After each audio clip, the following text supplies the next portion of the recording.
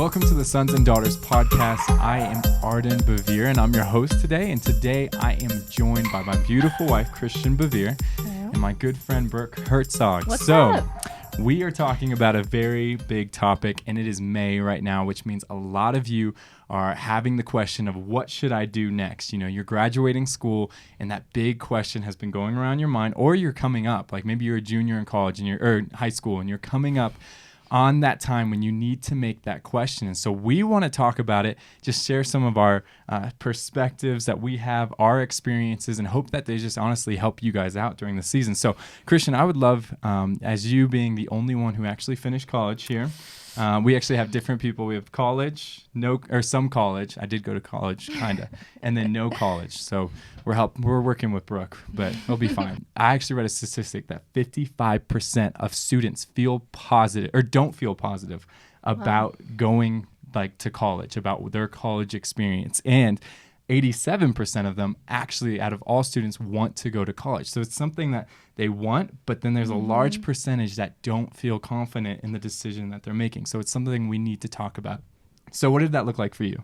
I'd love to just preface it with, colleges look different throughout the years. It started as only the elite can afford to go, and then it transferred into you have to go to college or you'll never do anything in your life.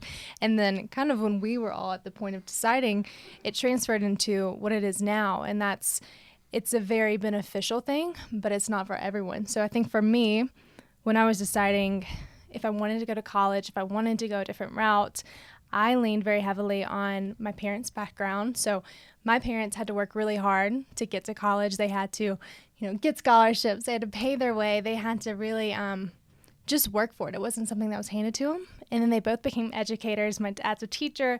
My mom's actually a dean at a college now. And it just set up this mold for college is very beneficial, and especially in my family. So when I was weighing out my options, it was a lot easier for me, I think, to put the weight of this is very beneficial. And my parents actually went to Auburn University, which is where I went. So there was a lot of things that it felt more natural for me to decide to do it. But I also had to work hard. So I started working at, I think, 15 years old to be able to afford. Yeah. That's amazing. What were you doing at 15 years old? Hey, I don't want to talk about it.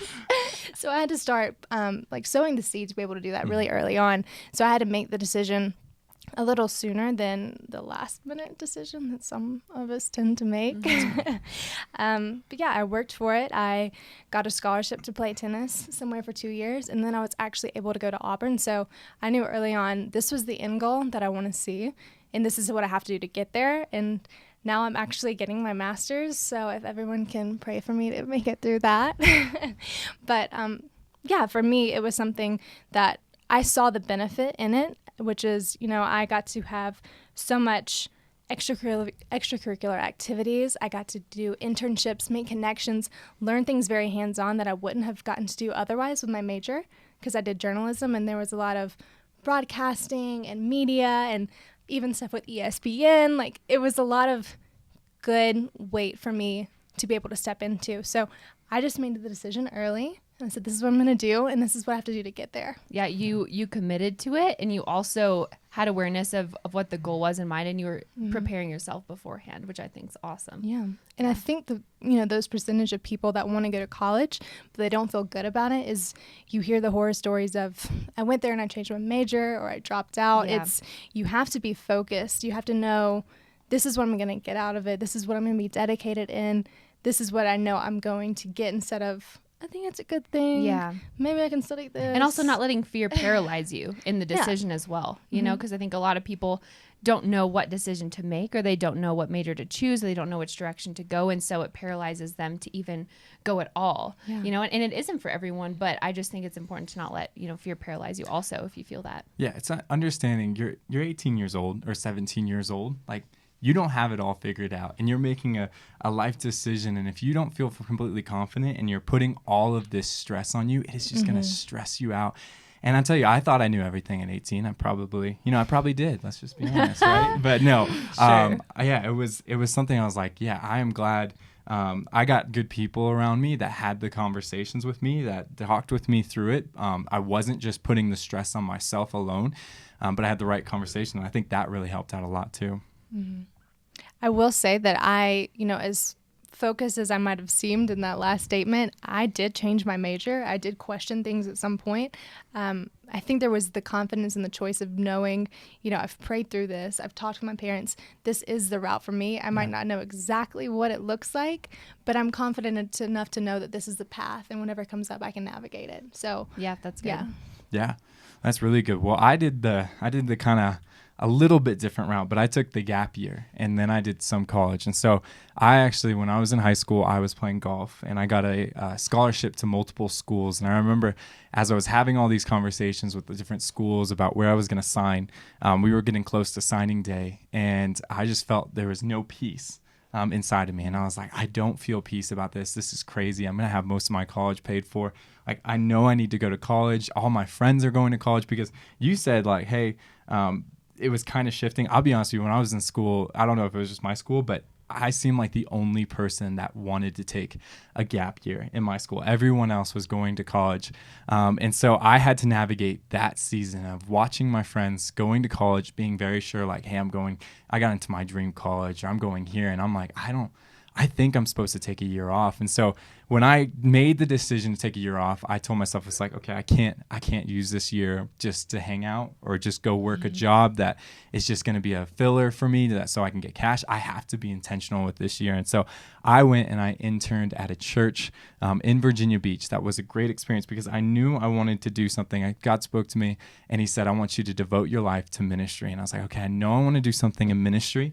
I didn't know what that looked like. I didn't know. I said, God, I don't care what you have me do. It could be, I could be working in an orphanage, or I could be helping out in church, or anywhere in the angle of ministry. I was like, I know I'm supposed to do ministry, and so that's what I'm going to do. And so I had to navigate that whole situation of watching all my friends go off to college as I flew out to Virginia Beach to do an internship that, I had to pretty much just serve everyone that I was there. And I heard everyone's experiences with college. But then during that first year, as I was done doing my internship, I came back home and I started talking to my friends. And many of them had actually left their dream college because they quickly went off to their dream college and they realized like, hey, this was not what I wanted to do. I didn't, I wanted to change up my major.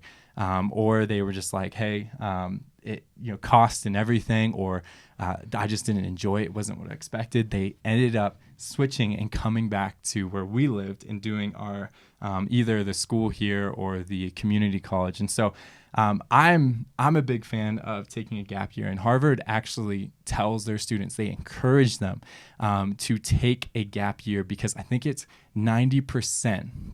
I think it's 80, it's like 85%, and don't quote me on this, but it's a pretty high number that you are more likely to graduate college if you take a gap year. And Harvard wants you to graduate college. All colleges want you to graduate college. And so they encourage you to take that gap year because, as I said, you're 17, you're 18 years old. You don't have it all figured out. And if you take the year to do something, to pursue something that is very much hey, in line of what your passion is, that will help you figure out, hey, I know for sure I want to study this. I think it's super beneficial. And everyone's journey is completely different. I would just encourage you, if you know exactly like, hey, I know for sure I'm supposed to do this, then go and pursue that. But if you are kind of throwing this question around, like, I know your sister, our sister has been playing around, like she's 18 years old, about to graduate, and she doesn't know. She's like, I don't know for sure yet. And I'm trying Same to with back my and forth. siblings. Yeah. And we're encouraging her, hey, maybe you should come and intern for us and come and just see what God wants to do, take that year to listen in. And so that's just something, that's my opinion. That's the route I took. And I know that it's it can be very different for everyone, but, and you did some school. Yeah, I did end up going to school. So I came back after the year and I worked for my parents, and then just realized, hey, I need to go and I need to work on myself and I need to grow myself. And so I went off and I did Bible college, which was great. And that was super helpful. And I'm really glad that I had the knowledge that I spent in those 2 years in between, from graduating high school to going to college, that I had when I went to college. Yeah, that's awesome. Yeah. Yeah. So for me, it's just a very interesting journey that the Lord took me on when it came to school. I joke around that I took a gap year and it's turning into a gap life. And I'm open to that changing, but that's what it looks like right now.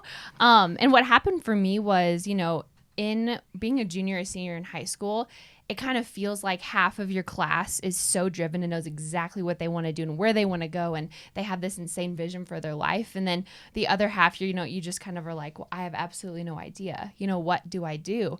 And I was actually in the half where I knew what I wanted to do with my life. And I was like driven and I had this vision for my life. And what's funny is that the vision was to go to college.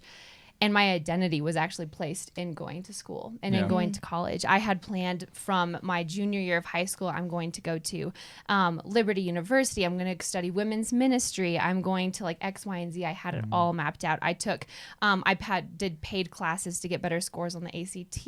I took extracurricular classes. I have college credit actually that I accrued in high school. So I did all of the college things that you're supposed to do in high school. And I had this vision for my life. And I remember the fall before my senior year, the Lord kind of challenged me as I was just journaling. And he was like, hey, have you asked me about college? Like, have you asked me if you're supposed to go?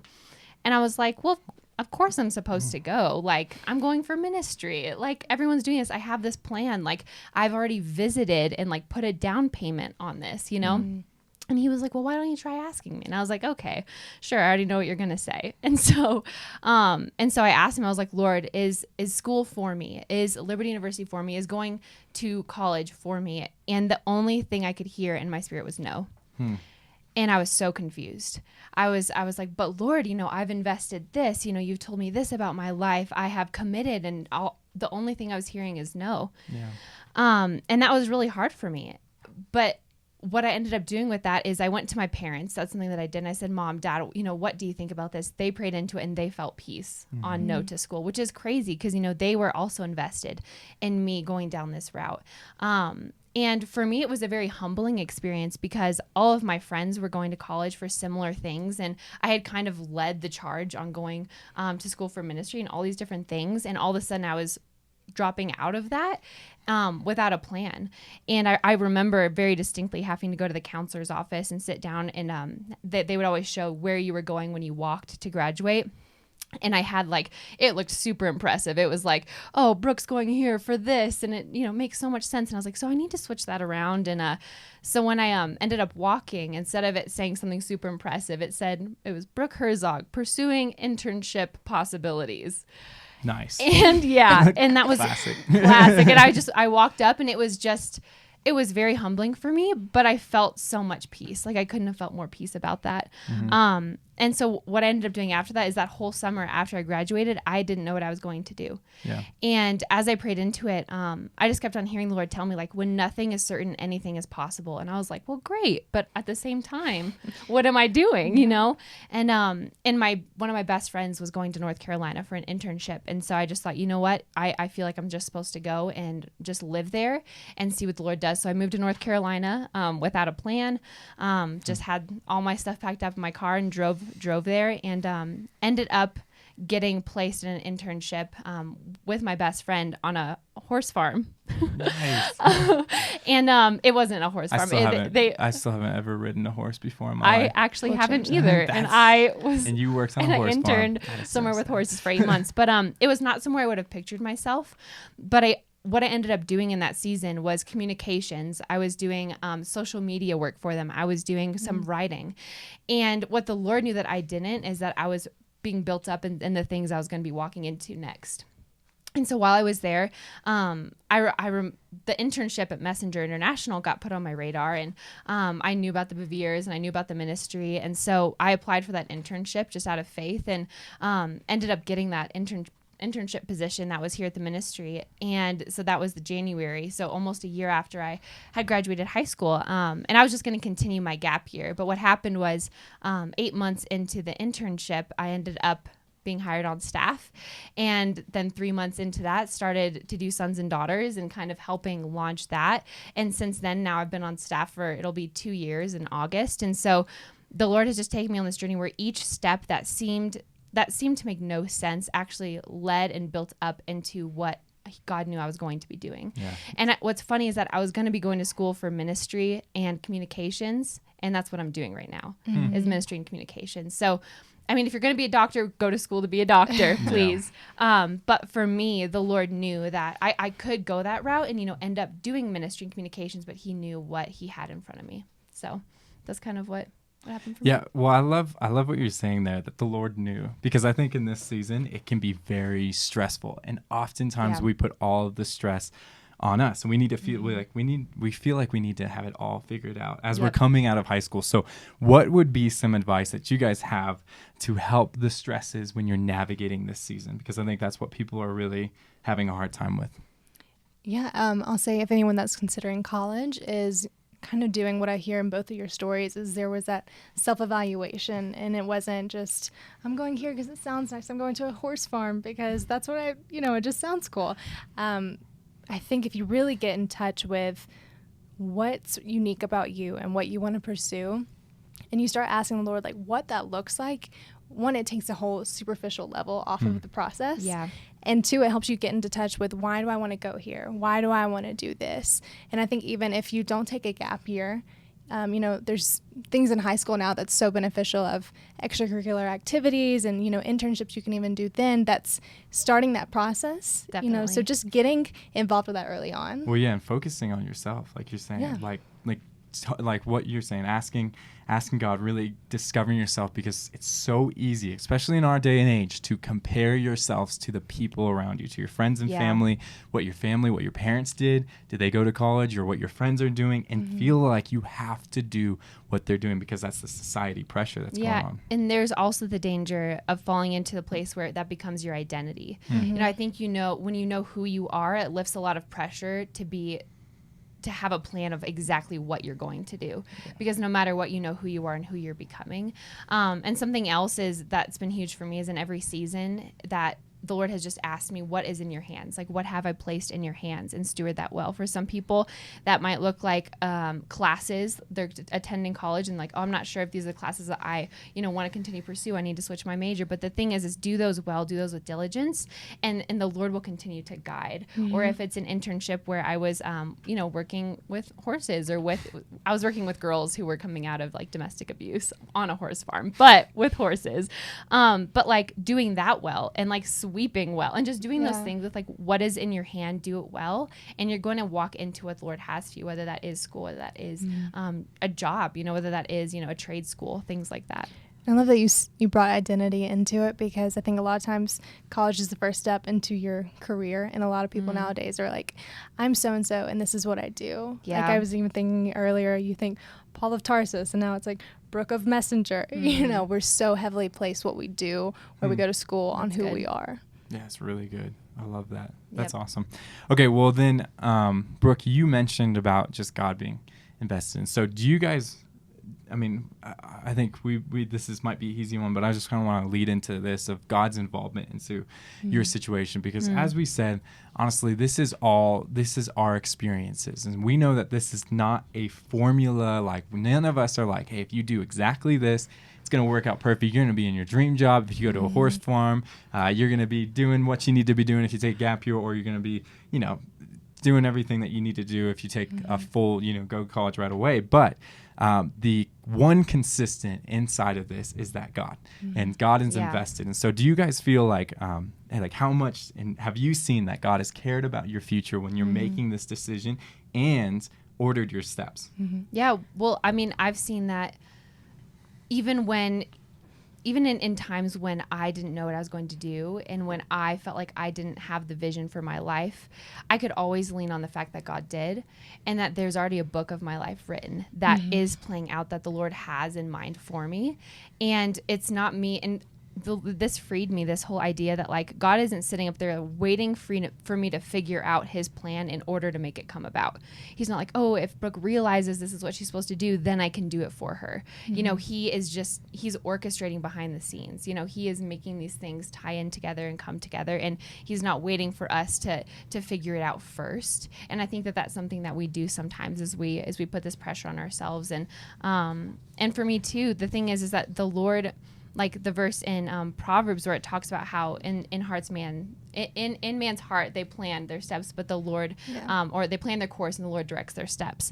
And the thing is that it doesn't say don't make any plans because they're going to be thrown out the window because they're going to be wrong, and then the Lord will tell you what to do. It says we make our plans. Like, we are making plans, and the Lord is then using those and directing our steps to where I'm not sure, it made sense on the outside for me to make a plan to go to North Carolina, but I did. And so the Lord used it strategically. And if I had come to Messenger at a different time, I wouldn't have been here to help launch Sons and Daughters or to do these different things that the Lord knew. And so for me, that's kind of my advice on that. And that God sees it all, and he wants us to make plans. And sometimes I think we get this fear of like, my plans are going to be wrong though. And that's just not true. That's really good. Well, I think one thing that I heard in there when you're talking about God ordering your steps, something that I think, I've been saying this a lot recently, but just understanding that there's a blessing that comes with the choosing. And there's a blessing when you choose and you stick with something. And so you're not choosing and you're not keeping, one eye back, keeping your eyes on all your friends and being like, maybe I should have done something else. That will just cause stress, but there's a blessing that comes with choosing when you are, and if you think that you are powerful enough to get yourself out of your destiny because your choice of where you're going to school or something like that, then you are completely wrong. And so God is ordering your steps. And so I would just encourage you, when you make a choice, there's a blessing that comes with it. So stick with it. Make sure that you are fully inside of it, because it is a terrible place to be when you're half-hearted in something as big as this. I mean, as big as your life. As big as your life, right there. Well, I mean, Jeremiah 29:11 already says, like, God already knows your future, and it's something to prosper you, not to harm you. So if you think, I really blew it, God, I'm so sorry. He's like, no, you didn't. Like, I already knew, you chose this, but I knew you were going to choose it, and I know how to use it. Yep. Because I think even, I look at my life, and I knew I wanted to go to college, but I had a lot of options, and I loved all things creative. So I was like, there's a school in Florida. It's by the beach. It's like the top tier. It's amazing. And my parents were like, well, it cost a lot of money and out of state. Like, I don't know. So I just had to pray in that season, God, take everything away, like close all the doors that are not the right one. Yeah. And so that's how I knew that I chose college, but God helped me establish which one. Yeah. Yeah. And can we talk, so you touched up on finances. Can we talk really quickly about finances when it comes to college? Because that can be a big deterrent for a lot of people, and a lot of people can, be living with student loans for a long time. And so what advice would you give around that as someone's going to college? Well, I'm very happy to say that I have no student loans. My husband's happy. I would say that, college is a big financial commitment. And so, first of all, if you're not 100% in, don't invest the time and money into something if you're half-hearted about it. Because, that goes with any financial commitment that's, a large sum of money. But for me, my parents sat down with me and they're like, this is what's going to cost over the years, plus, where you're going to live, plus what you're going to eat. So that's why I started working so early. And I had to save up, and I had to delegate part of my income coming to what I'm planning for the future, and then part of it high school things that I just, who knows where that money went. But I had to work throughout college to keep myself in there. And the scholarships that I got, I fully believe if I wouldn't have worked hard to get those scholarships, I wouldn't have been able to afford it, and my parents wouldn't have helped me in the ways they could. So, we sat down, they said, this is what it's going to cost. This is what you have to do. This is how we can help. And this is how we can't help. Yeah. You have to do something. It's being realistic with it, and then making sure that you are also like setting, if you have vision set for it, you should be able to work backwards and kind of see what is it going to take to get there. And then it's also looping in the Lord on it, because the thing is that he is our provider as well. And if it's something that is on your heart and it seems like this impossible thing to achieve, go to the Lord about it. And I know that that's hard and kind of scary, because it seems like, why would I ask God for money, or why would I ask for this provision? But the thing is that if he has set this before you, he has a way to walk you into it. And it doesn't always look like, somebody just handing you an envelope of money. I don't know if that happens. That's awesome. But I do know that the Lord is going to be faithful to that dream that he's put in your heart. Yeah. And something I love about you is you went to a JUCO college. You love a lot about me. Yeah, I do love a lot. But you went to a JUCO college, and then you went to your dream college. And I like the progression that you made, because, rather than, like you said, you sat down, you looked at the finances, you looked at everything, and you're like, okay, I can go to this JUCO college and I know I can do really well, which will get me into my dream college. And I think, I mean, I know from a lot of my friends, they went straight into their dream college and they really hurt themselves because of financial debt. And so just being smart about it, you know, not just being like, hey, student loans are awesome and I'll get all the money right now and I can go to my dream college and I'll just take it, but like being smart about it. And there's some people that student loans are absolutely amazing and it pays off perfectly for them and it's the best situation for them. But then also there's other people that there's like, hey, it's you know, trust me, it's not free money. You will have to pay that back and then some. And so just being smart, looking at all your options and then going from there. Yeah. And just one last thing that I wanted to bring up, just to kind of encompass kind of everything we've been talking about, is I think when it comes to these decisions that are really big in life, you have to have this equalized perspective of surrender and movement, of having it surrendered to the Lord and your hands open before him, but be moving forward as you're going. And not being stagnant, not being paralyzed by fear, but being surrendered in the way that like I had vision, I had direction, I was moving, but I had surrender paired with it. And I think that the Lord can do so much with surrender and movement. Yeah. No, I love that. Actually, one thing I love about that is the Dead Sea. You know, the massive sea that's over there close to Israel. It's actually, so it's filled up with salt, but it's actually that way because no life can be produced in it because it is stagnant. And nothing flows out of it. Nothing flows out of it. And so when you are stagnant in your life, it's very hard for life to actually happen within your life. And so, hey, we just want to say thank you guys so much. Thank you, Brooke and Christian, for being on with me. And thank you guys for tuning in today. We hope you've taken something out of this conversation and it's going to help you in your transition season. If you enjoyed the show, please make sure to subscribe, leave a comment and of a testimony or just a comment that you guys want us, maybe a topic or something that you guys want us to talk about, see how we can cover those things and really make sure we're speaking into areas of your life that are going to be helpful and impactful to you. So again, thanks for tuning in and we'll see you next time.